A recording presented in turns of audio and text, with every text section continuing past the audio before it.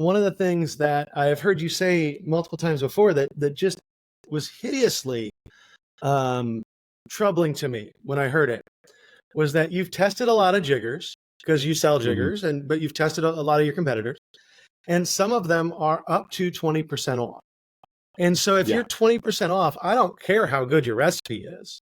You're never going to hit your costs, right? So you can have the best data in the world, but it means nothing if the way you're doing things, if the products you have to do them don't allow you to have that control. Yeah.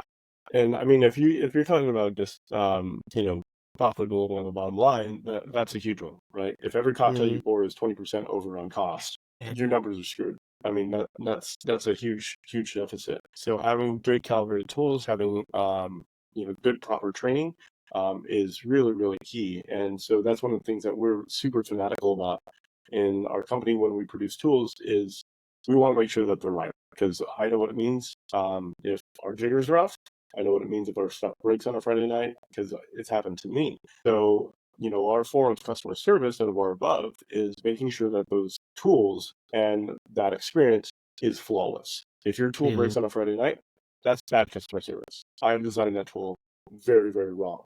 So that's something that we always think about with every single thing that we create is will this last in a commercial environment? And if not, then we probably won't launch it. We always test everything. So we have a very tight tolerance on our jitters. So if they're over, I think it's like 5%, we reject it. We just won't mm, accept them. But yeah, to your point, if it's a 20% variance, and this is where it gets really interesting, is if all your bartenders have a different year, and mm. say one is 20% over, the other one's 10% under, the consistency with those cocktails, like Right. there's no way. Like this person's cocktail versus that person's cocktail in the same bar are very different. So I think there's a whole other side of the consistency when we talk about different kind of tools working in the same environment. So I'm a big proponent of one set of tools across all your bartenders, standard training, and making sure everything's right. And I think there's one other thing I'd like to kind of highlight here, and it's something that I think everybody at the first thing of this podcast can immediately implement and take away and put spotlight on.